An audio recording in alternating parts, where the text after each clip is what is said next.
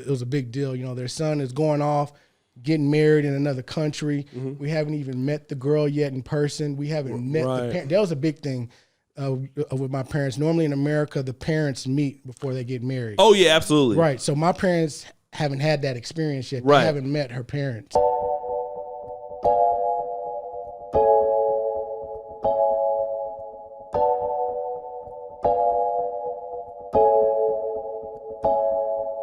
Hi guys, welcome to Uganda. My name is Janita Maya and this is the Repat Podcast. I'll let my co-hosts introduce themselves. I'm Brandon from the YouTube channel, How I Met My Ugandan Wife. Okay, and am I right? O'Shea, Duke, Jackson, Sacramento, California, Del Paso Heights. Y'all know how we do. All right, O'Shea, please take the lead. So today we're going to be talking about some cultural differences because, you know, we do have a big male following on Uganda. Yes, we do. So, and me and him are both African-American brothers. We dated in our community. It's very similar because he's from Texas, from Cali. But I guess what I want to know is, you're married. So what's the difference between dating an African-American woman versus dating or marrying a woman from Uganda? Well, I would say the main difference is that if you're dating a Ugandan woman, you're not going to meet the parents until you're ready to propose and get married or ask parents permission for marriage. If you're not talking about marriage, you're not going to see the parents, period. You don't exist. There's no such thing as a boyfriend in Uganda. You're not even supposed to talk of him. They're not supposed to even know you're dating. Exactly. Yes. Yeah. Whereas in America, you could start dating someone, you like them enough, say, hey, meet my parents. You might have dinner with your parents or just say hi. You will be introduced to the parents before you propose or it gets that serious. So that's the biggest difference I noticed. Yeah. Okay. Now you are a married man. Yes, very married. Give a shout out to your wife. Shout out to Hajarah. Yeah, now tell us the process, because for you to reach the marriage stage, that's a lot, by the way. Not many men get there. Not many Ugandan men actually also get there because most of them stop at the kuchala. That's like an introduction to the parents. But take us through the process that you went through. Okay, well, the process I went through, I went to her father's house. He had some of his siblings there. So I guess you would say the elders of the family. Uncles, yeah, the elders were there. Everybody was in traditional wear except me. So I kind of felt out of place. But when I got there, I was introduced to her father. I told her father, I would like to marry your daughter. Could I have your blessing? And then we did the ritual with the beans, where we take coffee beans and we exchange the beans and then we eat the beans. Yeah. And that symbolizes me becoming his son. Yeah. And then after that, we went straight to the bride price. The way that worked, he had a number in his head and Hajarah had a number in her head. So she knew what I could afford and what I can't afford. And so she talked to her dad and make sure that he wasn't going to give me anything out of my budget. So the bride price, from my experience, wasn't a big hassle. It wasn't a big deal. I know for other guys, it can be a big deal. It can be worrisome, but they made it very easy on me. And I really appreciate her family doing that. Before you go any further, for those who don't know, in our culture, I think people think bride price, that it's your dad just going to give the bride price, like give you the number. But sometimes the daughter can talk to the dad and convince him to take that number down or increase it. But at the end of the day, she can do what she wants. She can say, you know what, ask him for more cows, or you know what, take some cows off. Right. Yeah, continue. And, there's something else that I learned about that. Most people think if it's a bride prize that they just take the money and they put it in their savings or they do whatever they want. But they actually have to do something with the money that shows, okay, this is what I did with Brandon's bride prize. It has to be something permanent. So I think what my father-in-law did with my bride prize, he had a loose rug in the living room, but he had that rug put down permanently, glued down to the ground. So that's what he did with my bride prize. So so you can tell they're doing something constructive. They're just not going out there and tricking it off. You know what? Speaking of tricking off, before you continue, there are men who have gotten wealthy off their daughter's bride prize. Oh, I can believe it. Yeah. Oh, yeah. It was like, I know a man who has like 6 daughters and every daughter is married here. Every daughter has gotten married to a very rich man and he has become wealthy beyond his wildest dreams, just off bride price. He's blessed. Yeah, but continue. Yeah. let me ask you this: like, did you feel like because you are an American, and you know your wife? I always tell you you have a good wife. Mm-hmm. Yeah, you have a great wife. Do you feel like they were going to take advantage of you because you're not from Uganda? No, I didn't. And just because I knew I had a good woman, and that she was going to look out for me. She told me ahead of time, don't worry.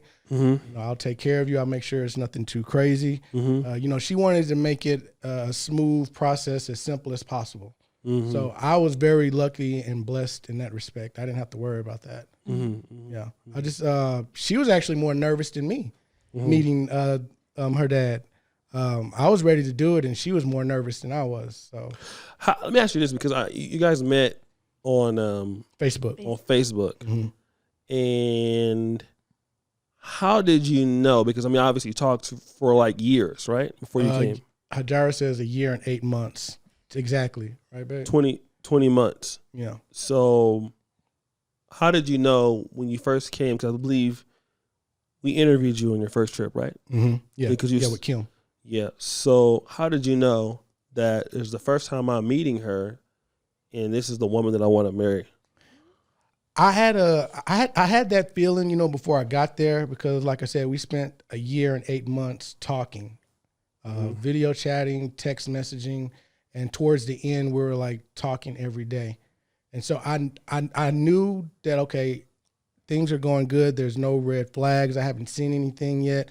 I feel good, but I need to go and see her in person to confirm it, that everything that I'm feeling, that this is the same person. Like when I meet her in person, is she going to be the same? Is anything going to be different once we meet in person? Because everything was great when we were talking online with the video chatting and text messaging. So once I got to Uganda and I saw her for the first time and we were hanging out, within the first 5 minutes, I knew. I was like, okay, yeah. So let me just say this. I'm going to let John ask some questions, but this wine is creeping in, bro. Because like, my mom and my grandmother, I don't know if your parents are Baptist, but, my parents is Baptist. And, of course, my mom wanted me to marry somebody from the African-American community and things like that. And they would rather me marry African than, let's say, somebody that's white. That was a no-no. Right. A complete low no-no. But they would prefer that we stay in the African-American. Because, I grew up in church, grew up in certain traditions and things like that. And, they kind of felt like, well, the Africans kind of wouldn't really understand us and we don't understand them as much. So did your family have that particular concern also?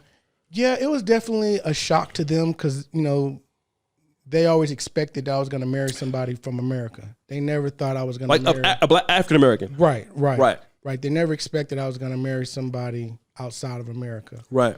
And so when you're marrying somebody outside of America, it comes with different cultures and stuff. Yes. So, you have to take that into account. And so, my parents didn't know anything about a bride prize. They didn't know anything about that, about meeting the parents and all that stuff. So it took them a while to get used to kind of explain it to them, because to them it was a big deal. Their son is going off, getting married in another country. We haven't even met the girl yet in person. We haven't met the parents. That was a big thing with my parents. Normally in America, the parents meet before they get married. Oh, yeah, absolutely. Right. So my parents haven't had that experience yet. They haven't met her parents. Right. So that was, a big thing for them too. But once me and Hajarah sat down and talked to them and explained everything, they got on board. And then after we got married, now they're in love with Hajarah. They talk all the time. Yeah. But yeah, it was definitely a learning experience, for everybody. Can I ask a controversial question? Go for it. Do your parents, I know some African-American parents, like African-Americans, not so far off that you can't integrate, but like that your offspring would not be an African-American identified person. He'd be more Ugandan. Like, did they have a concern with that particular thing? That they couldn't relate to the grandkid themselves because the kids might be coming African? Oh, no. Okay. No. No, my parents wouldn't care. I mean, they're ready for grandkids. So Okay, they're just glad. Yeah, yeah, they're just glad. That's to how my have mom is grandchild. now. Yeah. She just glad. bring me something black, home black. It's okay. Yeah. Yeah. Yeah. Now, when you talk about all these processes, was it in one day? Just to clarify. With meeting her father. Yeah, like meeting your father. The Yeah, process. it was. Yeah, it was kind of. They kind of changed the process for me because I know normally it's a longer process. Yeah. But for us, we were having our civil union like maybe 2 days after that. Oh. So we needed to meet him before the civil union, and they knew that I'm not Ugandan, so they made exceptions for me. Like, okay, he doesn't have to do these particular rules, but definitely he has to do the bride prize. He has to meet the father, ask permission, do the ritual with the beans. And after that, I was pretty much good. I didn't have to do the long, drawn-out version that the Ugandan men have to do. Let me ask you this. Do you feel like, because most of the times in America, with almost every young lady that I've dealt with when I was coming up, I never, for the most part, 1 or 2 times had to meet the father. Mm-hmm. Most of the ladies in our community, they just like, do you love our daughter? Yes. Please take her away. You know what I mean? That's kind of how it is. Like, you don't have to do anything for most, like, they're going to ask you a few questions. Do you believe in Jesus? Mm-hmm. Yes. Do he got a job? Yes. Do you love him? Yes. Please take my daughter away. Like, it's okay. Right. Yeah, we're glad somebody want to marry her. Is it true? Yeah. But here, you don't get, one thing I noticed is the men are more in control. And do you feel like you have a higher standard to commit to Hajarah?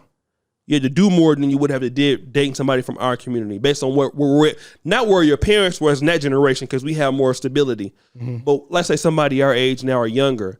Do you feel like you have to do more for her to get to be with her than somebody like, let's say, in Austin or Houston, something like that? I have to do more. Were there more steps? Were there more steps? Were there any tough questions? Yeah, probably, going to, because normally in America, you would just go meet the dad. He'd give you a couple questions. Like if he there. Yeah, if he there. Yeah. But here, it was a little bit more formal. Yes. More formal, more structured. Like you have to take a certain path to get to marriage. So, yeah, I felt over here it's more formal of a process than it is in America. It's more informal, I guess. Right. Yeah. What can you give us like a list of the questions? Some of the questions they asked you, the dad or the elders. On my side? Yeah, like what stood out for you? You don't have to remember everything. They wanted to know if I was gonna move here permanently. Ooh. They were worried at first that I was gonna leave and not come back. Ooh. And I told my parents, no, I'm not moving there permanently. I was like, I wouldn't do that till after you guys have passed on. I'm not going to leave you guys in America by yourself. I have a sibling, a sister, but she lives in Costa Rica. So if I were to move here to Uganda, they'd be completely by themselves. Right. And my parents are, getting up there in age where I need to be spending more time with them, trying to take care of them more. So I assured my parents, no, I'm not moving there permanently. I'll go there from time to time to visit my wife, but I'm here in America. And plus, Hajarah wants to raise our kids in America anyway. So we wouldn't be able to move here permanently until it's time to retire later on. Yeah. No, I had wanted to know if Hajarah's side, were there any questions from her side to you that stood out to you? Yeah. I had to go through some tests with them at first because you know how Americans have perceptions of Africans, stereotypes. They had perceptions of us. Yeah, perceptions of us. There were stereotypes. They thought I was going to be a crazy American. They thought, because all they see is, the rap videos, all the gangster stuff. They don't see the whole pictures of African Americans. Yes. So, when I got over there, they were all there, and they kept making sure that she was okay. Even if she left, even if they left, they would send a text message or an email or something. Are you okay? Like every 5 minutes. And I'm like, why they keep checking? Like, you're fine. They're like, they just want to make sure, because, it was their first time meeting me. So they had to vet me. They had to make sure that I wasn't going to do anything crazy because they were ready. If I was to make any false step or do anything wrong, they were ready to come over there and straighten me out. I've met your wife's family. I believe they were ready. Yeah, they were ready to straighten me out. But after about meeting me 1 or 2 times, they're fine. Right. Had no issues. Like once they got to know me and Right. see who I was, they had no problem with me. One thing I will say about Ugandans, and I said this in my personal team meetings and things like that, is like they're gonna make you do something to prove yourself. They're gonna make you do something. Mm-hmm. You say you this person, you want my daughter, you're gonna have to show it. And in America, you know, a lot of times, you know, a woman that's so independent in America, she don't even really need her family's approval. Right. Where you can't do that here because you don't want to get kicked out of the family. Right. Whereas in America, we don't even care about getting kicked out of the family because we don't like some of us don't like our families anyway. But I like the fact that, you know, they make you qualify yourself. You want our daughter? Yeah. What kind of person are you? Who are you? What do you do? That's one of the things, like in America, we ask, what do you do? But do you love our daughter? They care about that, but they want to know, like, what is your plan? Right. You know, what do you plan on doing? Okay. How do you going to take care of our daughter? How do you plan on doing that? Mm-hmm. You don't see a lot of African-American families in this generation that are concerned with right. your ability to earn and things like that. But here they care about that, you know, Yeah. so and that's important. Yeah, speaking of provision, they tell you when you're taking someone's daughter, they tell you phone her in good health, you phone her looking good. Yeah. Do not take her and then turn her into something else. Right. Meaning, like, don't take her and starve her or like Right. deprive her of the good life she's been living with her parents. Right. Yeah, that's a major thing here. Mm-hmm. Yeah. Okay. So let me ask you this though, because like in dating African American women, and you know, obviously you only had one that you married. What's the difference in how you're being treated between? And this is no way to disrespect our people or anything like that, Right. but just in general, because you feel like you wouldn't have gotten married in America. No, I don't. I mean, I was 38, you know, when I met Hajarah. Right. So I was already accepted the fact that, you know, I was going to die a bachelor. Okay. You know, I Right. was for the streets. I was going to stay in the streets. Okay. So how hard, so what's the difference between, let's say, dating women from like our community in general than dating somebody from this community here? It's less games. It's more direct. Yes. You know, if a lady's not interested in you, she'll say, no, thank you, but do it in a polite way. Right. And she might even still talk to you for a little bit. Yeah. But in America, I mean, if you try to start up a conversation with some ladies, they might look at you like you're ready to fight. Like, why are you trying to talk to me?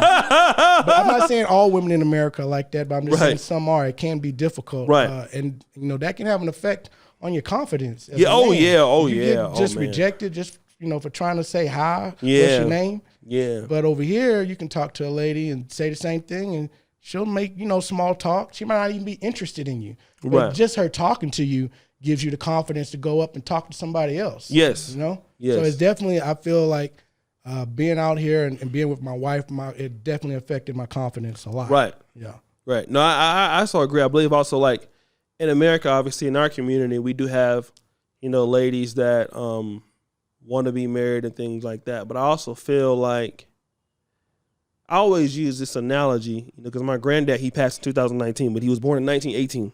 Oh, wow. And so I have marks, like he got baptized in 1949 at Macedonia Baptist Church in North Richmond, California. So he was 31. So I look at that time at 31 in 1949, and I'm looking at 2023, which is 74 years later. Yeah. And we're required to do the same thing that men were required to do then. And in America, because of, you know, you have a lot of women in the private sector, a lot of women who are talented. A lot of women they want to be married, but they don't want to do, you know, some of the other things that traditional women would do, although we have to do the same things. Mm-hmm.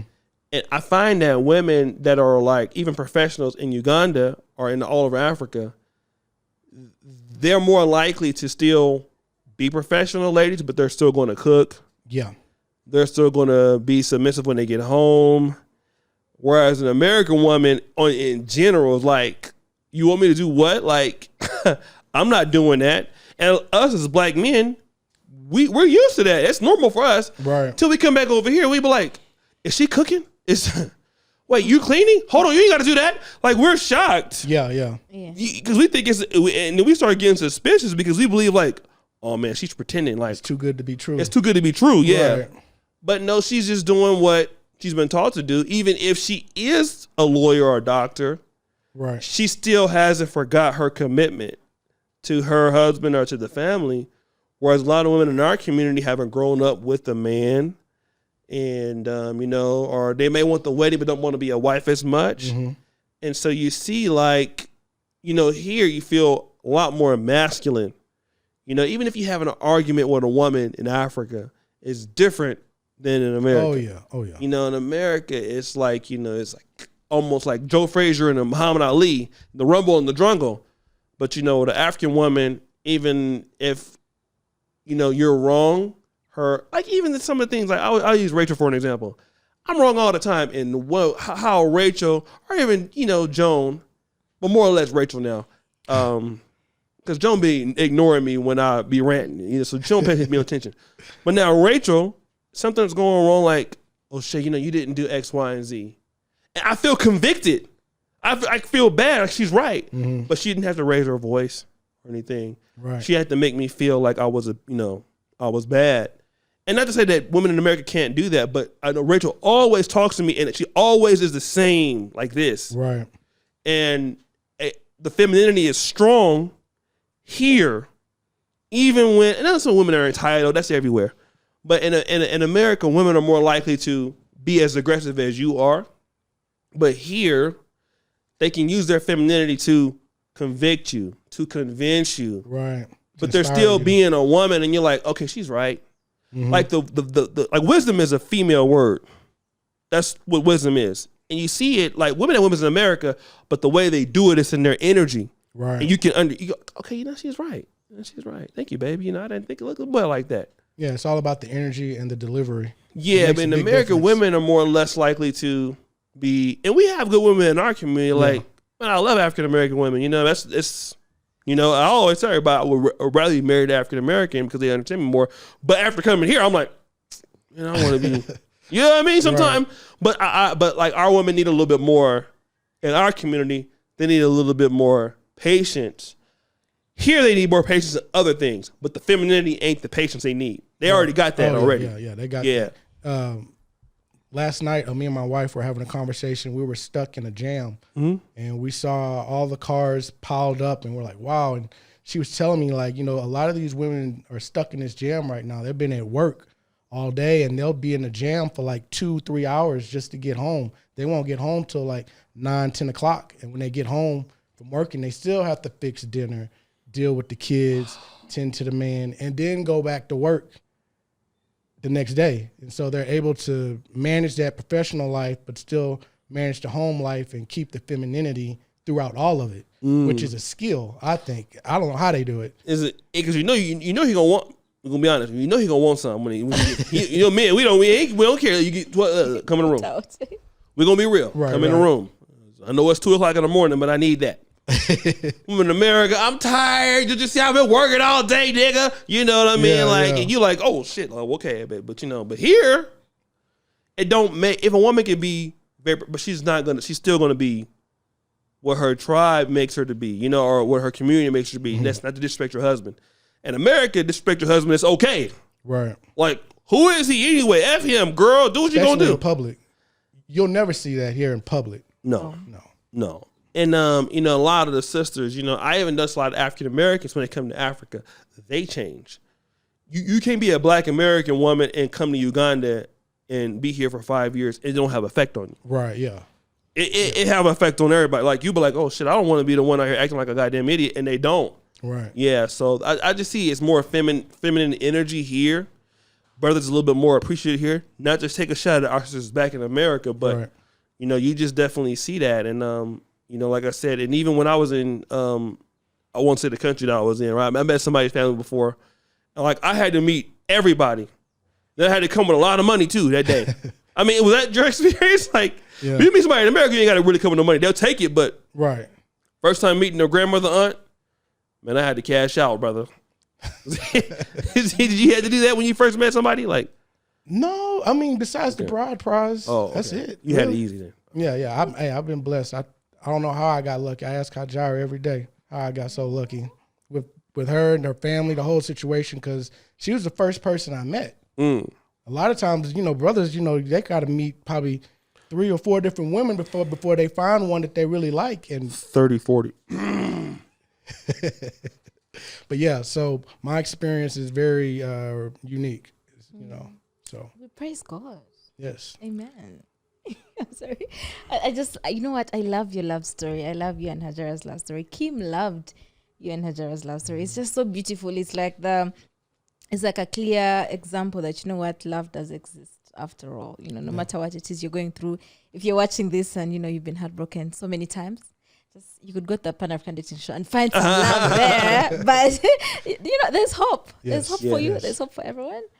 Should you have anything? I just want to say, like, you know, there are certain things. Let's say if you're coming from our system, which is capitalism, things happen fast. You know, like as African Americans, we still black, but we came up in the United States. There's certain standards we have for, you know, like how we think that the world should go. And, you know, you're looking for people to be proficient, efficient, because you have to do things at a certain time. Here is going to be a little different when you're dealing with somebody, because the femininity is going to be an issue, but also, you know, having a woman to understand that you have to work a lot, or you work nights, or that you have, you know, highly goal-oriented. I've noticed that here in Africa in general, women have a little bit harder time with that than in America.